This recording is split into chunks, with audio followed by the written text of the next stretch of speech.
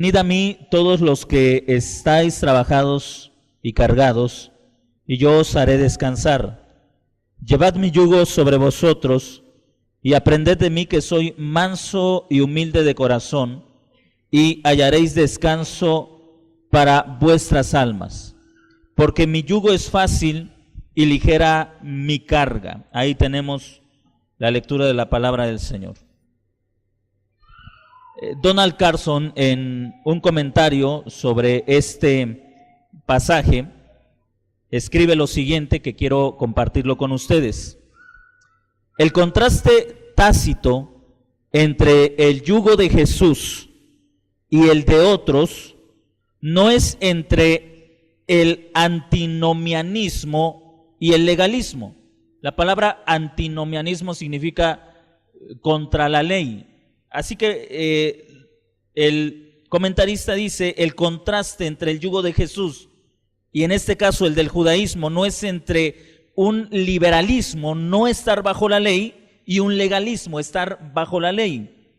Y luego sigue escribiendo, porque en un sentido más profundo, sus exigencias, es decir, las exigencias de Jesús, y cita Mateo 5, verso 21 al 48, donde encontramos parte del Sermón del Monte, son más radicales que las de los judaizantes.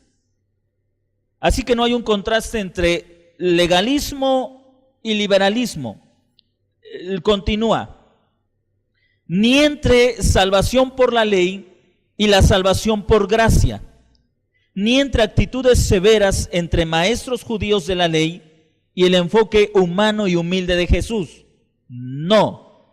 El contraste es entre la carga de la sumisión al Antiguo Testamento en cuanto a la regulación farisaica y el alivio de estar bajo la tutela de Jesús. El tema que quiero compartir con ustedes es muy básico pero importante: Jesús y el sábado. Lo que vamos a ver aquí es una explicación de lo que luego se nos ilustra con dos historias. La primera tiene que ver con, dice el capítulo 12, con una situación que sucede entre los fariseos y los discípulos de Jesús. Es un día sábado, un día de reposo, y los discípulos de Jesús junto con Jesús están caminando y pasan por un campo, y entonces recogen, cortan espigas y las trillan con las manos y las comen. A esto resulta en un debate entre los fariseos con Jesús. ¿Cómo es que tus discípulos no guardan las ordenanzas del sábado? Luego, en el versículo 9 al 14, tenemos la historia de un hombre con su mano seca, y los fariseos le preguntan a Jesús, ¿es lícito sanar en el día sábado? Así que el asunto, como dice Donald Carson, no está entre un Jesús que algunos piensan viene a quebrantar la ley y a decir vivan fuera de la ley o vivan libres de la ley, y una interpretación legalista o estricta de los fariseos. No, el asunto está entre quién es Jesús y qué significa realmente el sábado. Ese es el debate. Cuando Jesús está diciendo, por ejemplo, en el verso 28, vengan a mí todos los que están trabajados y cargados y yo los haré descansar, está usando un lenguaje rabínico, porque eso es lo que para los fariseos prometía el sábado. Para los fariseos el sábado era el descanso de los trabajos, del agobio, de la frustración, del cansancio. El sábado debería dar reposo a los judíos y a los practicantes de estos ritos, según la interpretación de los fariseos. Llevad mi yugo era también un lenguaje rabínico. Los fariseos solían hablar del yugo de la ley como la forma en que los aprendices de la ley se ponían el yugo de las ordenanzas farisaicas, y entonces podían realmente ellos vivir de acuerdo a estas enseñanzas y traer provecho para sus vidas. Ahora Jesús está tomando ese lenguaje y está diciendo algo que fue chocante para los fariseos y para muchas personas. Yo soy el verdadero sábado y yo soy la verdadera interpretación de la ley. Yo quiero que usted entienda esto, porque una de las grandes necesidades del hombre ha sido encontrar reposo, y muchas veces se encuentra el reposo en la religión, no necesariamente en Cristo. Y quiero que entendamos algunas cosas. Primero, suena paradójico, suena contradictorio, suena irónico que un día hecho para el descanso se convirtiera en una terrible pesadilla. Por ejemplo, acompáñenme a unas citas en el Antiguo Testamento. Éxodo capítulo 16, verso 26.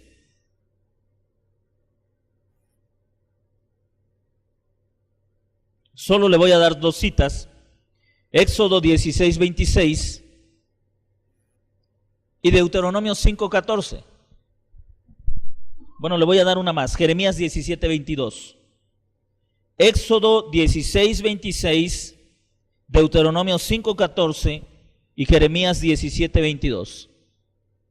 Tres citas. Cuando usted tenga alguna de estas tres, por favor, dele lectura. Éxodo 16, 26, Deuteronomio 5:14 y Jeremías 17:22. ¿Para qué sirve el sábado? Para descansar. Ahora, dicen, me parece que hay un dicho entre el rabinismo de aquellos tiempos, que era algo así como que las leyes del sábado dependen de un cabello. ¿A qué se referían con este dicho? Si usted nota aquí, la ordenanza del descanso es en un sentido muy general. Ninguna obra harás, ningún trabajo de esclavo. Pero los rabinos, los maestros, llegaron a elaborar todo un volumen donde se encontraban las regulaciones de lo que puedes y no puedes hacer en sábado. Dos libros que son fundamentales en la tradición judía, la Mishnah y el Talmud. La Mishnah, elaborada más o menos en el 200 después de Jesucristo, recopila toda la enseñanza de la sabiduría judía desde la deportación de Babilonia hasta aquellos días. Recuerden que antes la transmisión era oral, se pasaba de boca a boca y se tenía que aprender así. Cuando los judíos fueron dispersos después de la destrucción de Jerusalén en el año 70, uno de los más grandes temores de los maestros judíos fue la pérdida de la identidad del pueblo judío. ¿Cómo poder mantener la identidad de un pueblo que está disperso? ¿Cómo poder hacerlo? Bueno, los maestros, los sabios judíos se reunieron y comenzaron a recopilar toda esa enseñanza que había sido pasada de generación en generación, y así se formó este libro conocido como la Mishnah, que trata temas tan variados como el matrimonio, asuntos civiles, y entre ellos se encuentra el tema del sábado, qué se puede y no se puede hacer en el día de reposo. Ahora, se supone que la Mishnah contiene no reglamentos nuevos, sino reglamentos que existían desde los tiempos de Jesús y mucho antes. Y entre ellos había cosas como, por ejemplo, en un día de reposo, ¿cuánta distancia puedes caminar de tu casa? ¿Qué distancia es permitida? Ellos consideran que 2000 codos. ¿Alguien sabe, traducido a metros, cuánto es 2000 codos?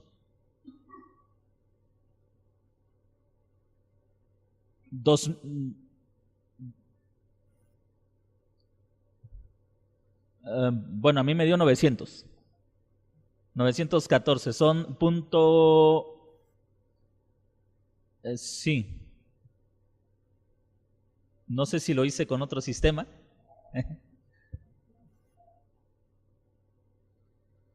45, ahí sí ya da. Son 914 metros, casi un kilómetro. Así que la Mishnah decía que en el día sábado era legal para no quebrantar el sábado caminar casi 1 kilómetro. ¿Sí? Si estamos aquí, ¿cuánto sería 1 kilómetro? De aquí hacia el oriente de la ciudad, ¿a dónde tendríamos que llegar? ¿Al paseo? Más o menos. Pero ¿sabe qué hacían para los mismos maestros judíos llegaban a una serie de tretas para extender eso? Por ejemplo, si yo en el día viernes decía la interpretación de los maestros, si en el día viernes pones 2 porciones de comida a una distancia de 2000 codos, el día sábado, eso hace legalmente. Supongamos que algún familiar vive cerca del paseo. Entonces yo el día viernes deposito pertenencias mías ahí. Eso hace que sea legal, según la interpretación, que yo pueda caminar, aparte de los 2000 codos que me va a llevar caminar de aquí a ese lugar, otros 2000 codos, porque en ese momento esa casa donde hay algo mío se convierte también en mi casa. ¿Sí? Y situaciones así, por ejemplo, ¿qué cosa dice el texto? No cargarás nada en el día sábado, Jeremías 17:22. Y ellos comienzan a pensar, ¿cuánto es permitido cargar? Y entonces la conclusión de ellos es, el peso de un higo es la carga permitida en el día sábado. 2 higos ya es pecado.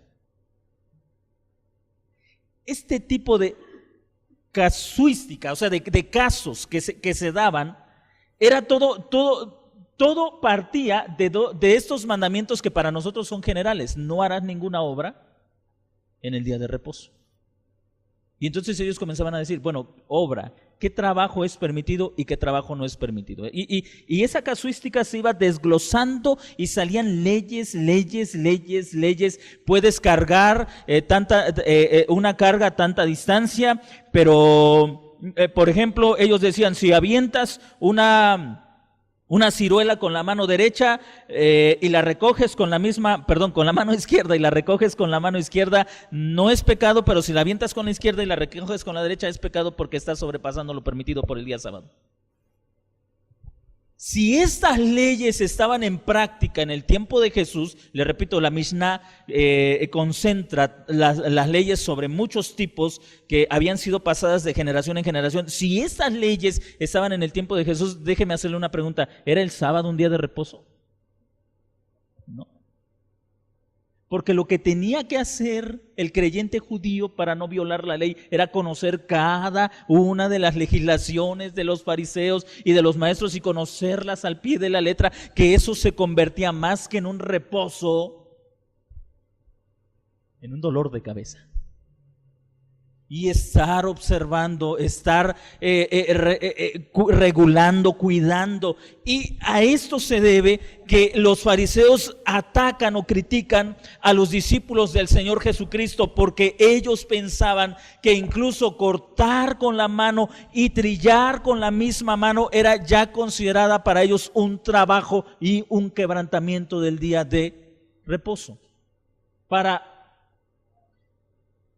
los fariseos, los discípulos de Jesús estaban cosechando, segando y trillando cosas que a su entender prohibía el Antiguo Testamento o prohibía la ley. Ahora, lo que quiero que note, que en realidad lo que está sucediendo aquí no es que Jesús está en contra del día de reposo o en contra de las órdenes del Antiguo Testamento, sino en contra de las regulaciones exageradas, de las conclusiones equivocadas de los maestros. ¿Qué significa guardar el día de reposo? Bueno, los maestros tenían una serie de regulaciones que decían, esto significa guardar el día de reposo. Y los discípulos de Jesús, al entender de estas leyes, estaban quebrantando el día de reposo. Ahora, por eso comenzamos con el versículo 28, porque Jesús nos está dando un nuevo y mejor significado de lo que significa el día de reposo. En primer lugar, lo que podemos ver es que el día de reposo, o esta ley que encontramos en el antiguo pacto, señalaba a un cumplimiento. En realidad, guardar el día de reposo no era otra cosa más que decir que se tenía la esperanza de que viniera el verdadero reposo. Por eso es que cuando Jesús está en medio de su pueblo y en medio de sus discípulos, lo que este llamado que les dice, vengan a mí todos los que están trabajados, vengan a mí todos los agobiados, yo los haré descansar, les está diciendo, vengan a mí porque yo soy el verdadero sábado, el verdadero reposo. Ustedes no van a hallar reposo en las regulaciones de los fariseos, ustedes van a hallar reposo si aprenden a obedecer la ley como yo les estoy enseñando. ¿Nota usted que aquí está el contraste entre el yugo de los fariseos y el yugo de Jesús? Y quiero que lo note bien, porque algunos piensan que el reposo se halla en no seguir reglas. Jesús no está diciendo, vengan a mí y yo los haré descansar porque les voy a quitar todos sus límites. Más bien está diciendo, vengan a mí y yo los haré descansar cuando ustedes aprendan a llevar mi yugo o a vivir bajo mi autoridad. Ahora, este contraste es importante. Los judíos decían entonces, si tú quieres realmente obtener las bendiciones de Dios, tienes que aprender a vivir de acuerdo a nuestras normas, de acuerdo a nuestra enseñanza. Usted puede ir a Hechos capítulo 15 y lo que Jesús dijo acá es algo que el apóstol Pedro aplica de manera consistente en el primer concilio en Jerusalén.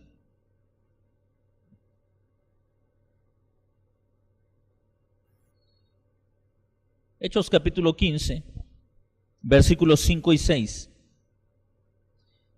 Algunos de la secta de los fariseos que habían creído se levantaron diciendo, es necesario circuncidarlos. ¿A quiénes querían circuncidar? A los gentiles. Y observe, y ordenarles que guarden todas estas cosas, la ley de Moisés.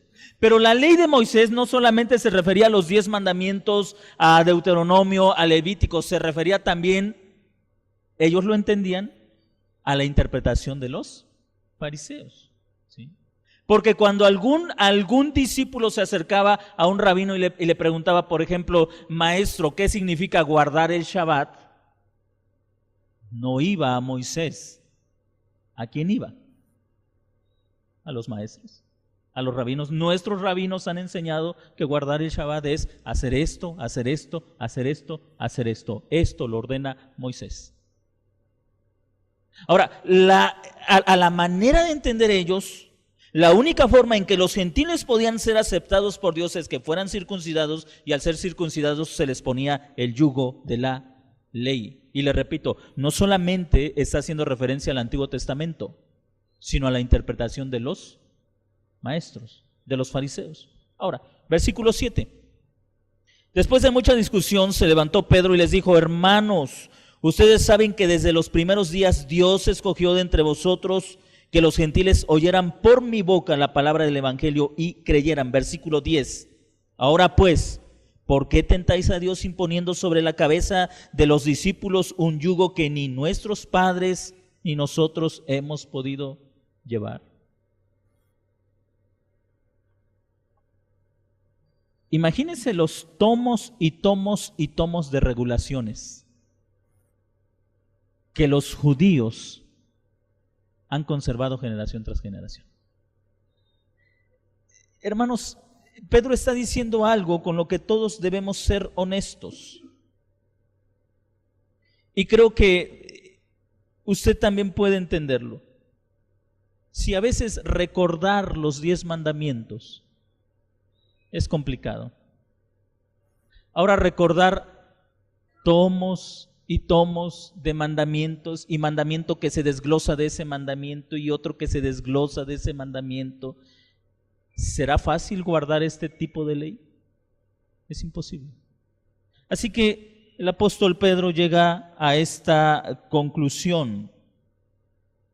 Versículo 22 de Hechos capítulo 15. Entonces pareció bien a los apóstoles y a los ancianos con toda la iglesia enviar de entre ellos varones escogidos a Antioquía con Pablo, Bernabé, Judas, el que se llamaba Barsabás, y a Silas, varones prominentes entre los hermanos. Y luego en el verso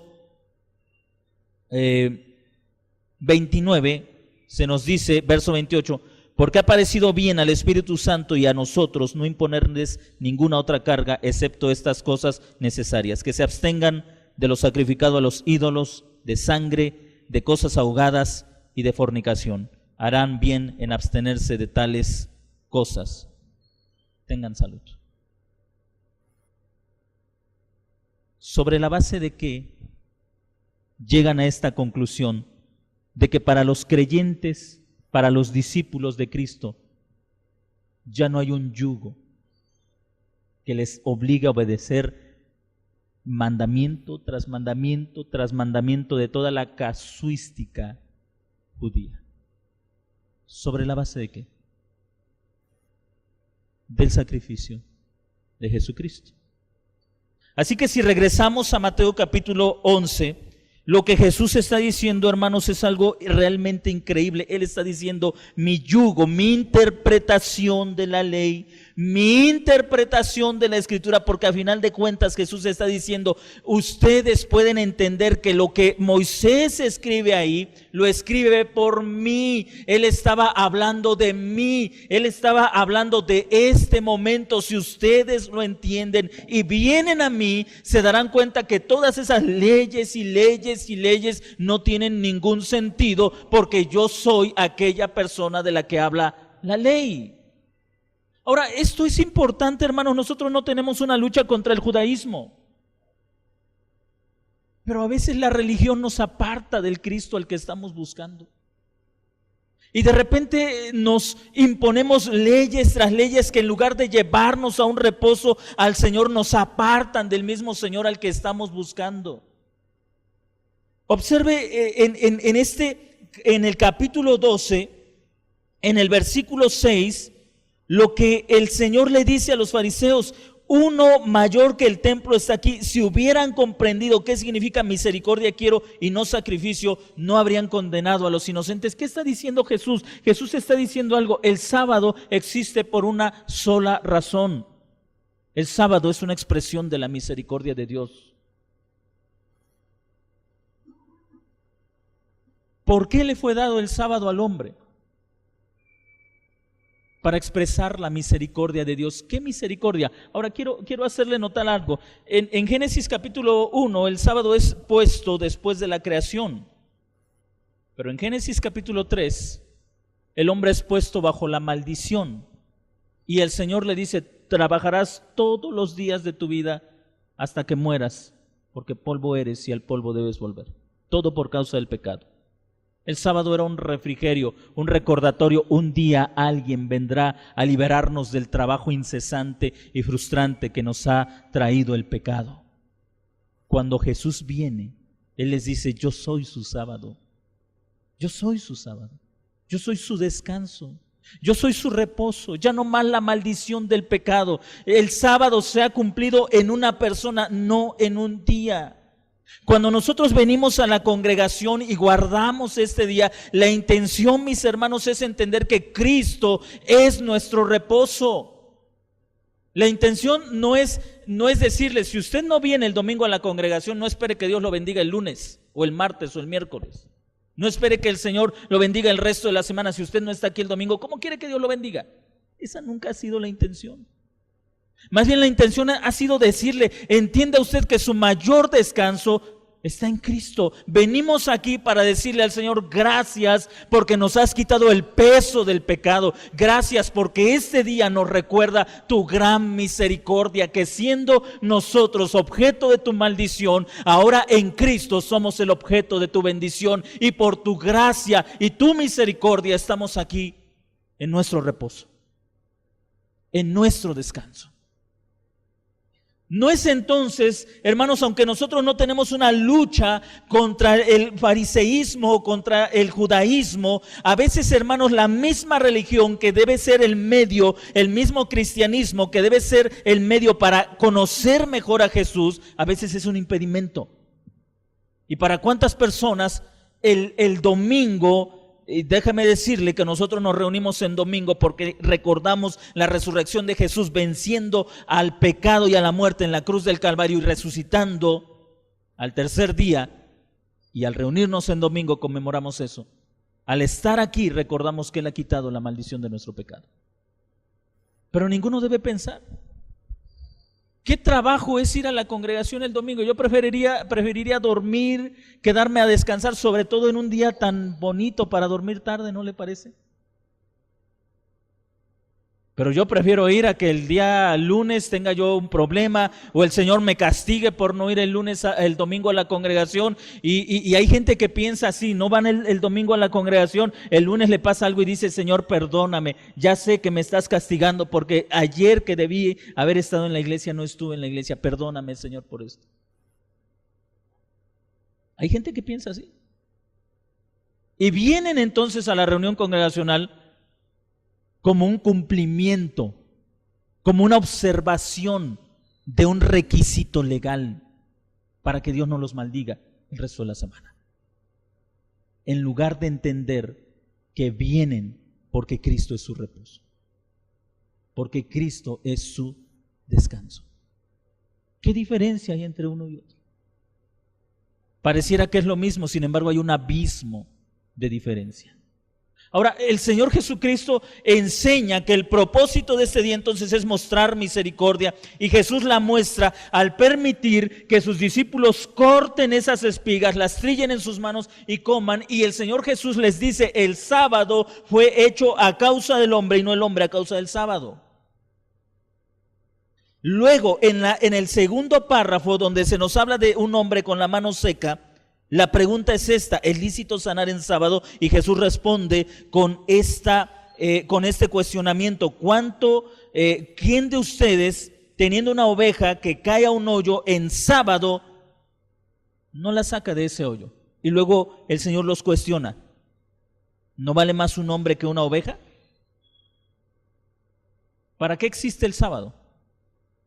Para hacer misericordia y para hacerle bien a un hermano. ¿Para qué usted utiliza el día de reposo? ¿Sabe que incluso en la confesión de fe de Westminster se dice qué es lo que tenemos que hacer en el día de reposo? Por ejemplo, la confesión de fe dice que en el día de reposo es bueno visitar a los enfermos. Es bueno visitar a los hermanos que están enfermos, a las personas que están pasando necesidad. Ahora, ¿por qué? Porque es bueno hacer el bien en día de reposo. ¿Sabe cuál sería el problema? Cuando convertimos esto en una ley. Cuando decimos, por ejemplo: ¿a cuántos has visitado hoy domingo? ¿A ninguno? ¿Cómo quieres que Dios te bendiga? Lo que debe ser una expresión de gratitud por lo que Dios ha hecho, termina siendo una carga, una imposición. Así que, hermanos, solo quisiera concluir con este llamado que Jesús hace en el versículo 28. Vengan a mí y lleven mi yugo, porque mi yugo es fácil y mi carga es ligera. De todas las regulaciones que tenía la Mishnah o los comentarios judíos sobre lo que significaba guardar el sábado, el Señor Jesús solo hace un mandato sobre el día de reposo. ¿Cuál es? Hacer misericordia. De todas las regulaciones, imagínese qué es más fácil, guardar la Mishnah o guardar el mandato del Señor. Si usted nota, bueno, no tenemos la Mishnah, pero si usted lee todas las regulaciones, se va a dar cuenta que ninguna de ellas tiene que ver con misericordia, sino con actos externos. ¿Cuánto es lícito caminar en día domingo? ¿Cuánta carga es lícita llevar en día domingo? ¿Qué comida puedes comer en día domingo? Perdón, en día sábado. No, ellos no guardan el domingo. En día sábado. ¿Qué comida es lícito comer el día sábado? ¿Qué comida no es lícito comer el día sábado? Si cargas con una mano, si cargas con la otra, si la carga es en público o la carga es en privado. El sastre, por ejemplo, tenía que dejar incluso su aguja en su taller, porque si de puro descuido la aguja del sastre se le pegó en la ropa, ya estaba violando el día sábado, porque estaba cargando un elemento que usaba para su trabajo y estaba quebrantando el día sábado.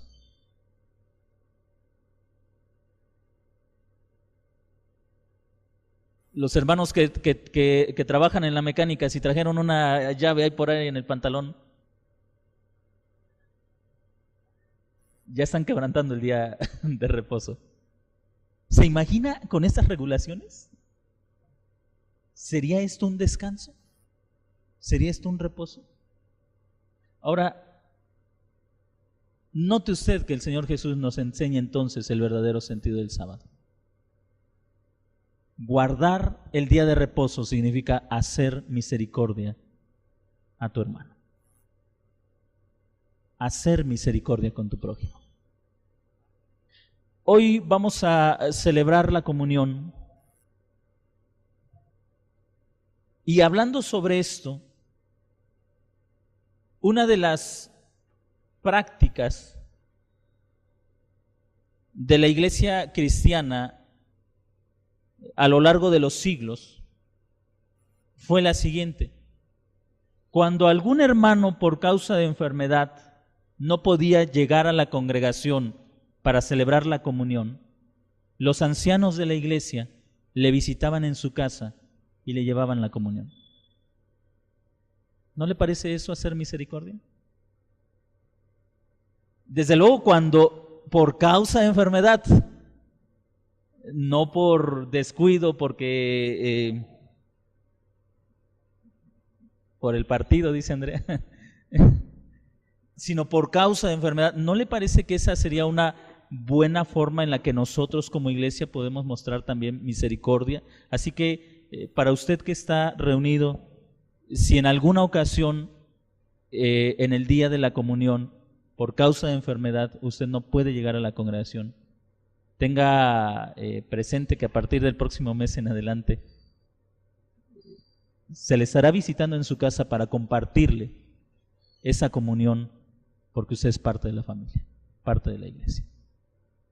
Si nosotros aprendiéramos a guardar y a cumplir lo que realmente el sábado nos enseña, hermanos, qué diferentes serían nuestras vidas.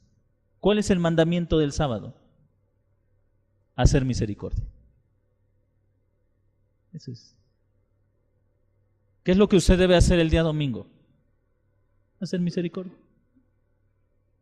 Esa es la regulación del día de reposo. Haga misericordia. Haga misericordia. Y eso dependerá de cada situación y de cada circunstancia. Haga misericordia. Ese es el mandamiento del día sábado.